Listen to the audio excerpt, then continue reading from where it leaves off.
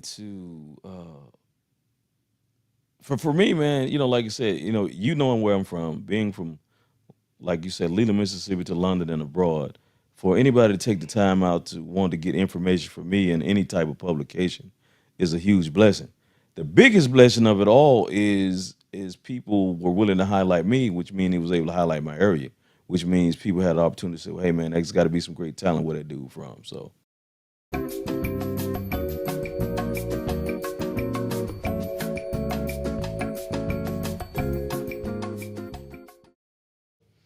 hmm, I think it's the same. They just have a different message, a different way of delivering it. I don't really think music has changed at all, honestly. That's just my personal opinion. Because every record that you pick off now or song, I can pick your old song that's typically the same message. I mean, I don't have any grievances against any of this music. Only difference is I think what we did is my era of people, I think we understood that it was more entertainment versus reality. Now I think with the music, they really think it's reality versus entertainment. Right. Well, some live the life that they spoke about.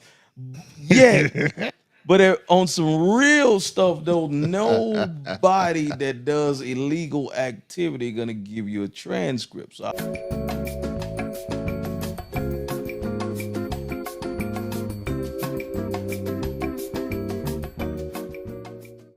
personal, I rather do personal because in public, when you're in the public and you're doing stuff in the public and or radio, any of that stuff, man, you get the people what they want. It's simple. As a DJ, my job is to give people what they want to hear. So personally, I listen to a little bit of everything. It can be a combination of jazz, reggae, blues, and any particular artist is too eclectic because my mix is just it's crazy. One certain sector may be some blues, certain sector may be Miami bass, certain sector may be ghetto house, Chicago house. You know what I'm saying? DC, it may be go-go. So it's too many artists for me to nail down a particular sector of artists. If I hope I'm being respectful with answering the question.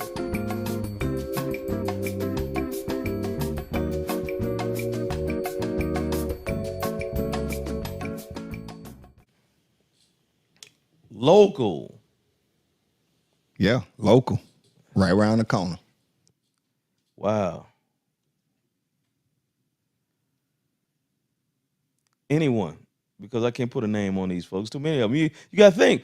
I'm at a sector of people where I'm okay. You got Mississippi, you got Arkansas, Louisiana, Memphis.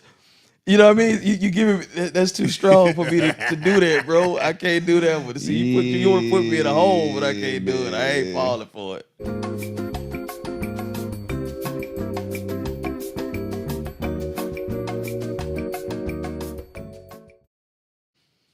Oh man, now that's good. What I say is, if they won't, then you find people that will.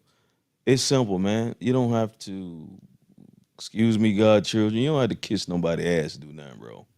Like, if they don't mess with you, if they don't want to play your music, man, then move on and find somebody that does. But now you got to be respectful too. Artists got to be respectful. Give you an example. If you're in the studio recording, right? I would never run in an artist session and say, "Hey, man, Big V in this bit, bro. Let me holler at you for a minute." Wait a minute, dog. You done paid for studio time. You at work, right? If you pay for studio time, you at work.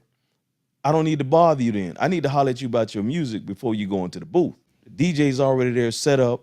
He's running his thing. Leave that man alone. Let him get his money. Or leave her alone. Let her get her money. You talk to her or him about their music before they get started or maybe after. But it's better before. So it's got to be a mutual respect thing. And nobody owes you to do shit for you. So if they don't like your music or they don't want to mess with you at all, they nobody owe you nothing anyway. Find somebody that does. Simple.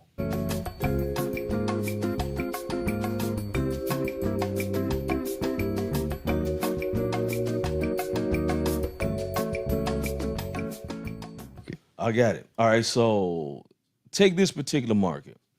Most parties nowadays, if I'm correct, because I don't really do clubs that much, but what I know for this market is you may have one night a week where there is hip hop, right?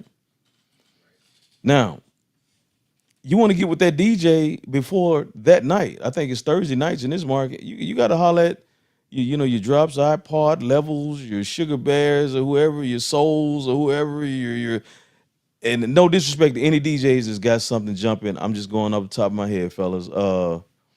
You got to get with these, you know, your Donnie P's or any of these guys, you know, Ken Famous. You got to get with these folks before their night, you know?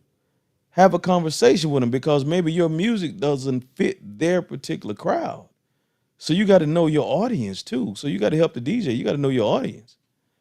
You know what I mean? So if you are a drill rapper or whatever and you know it's ladies night, you don't fit.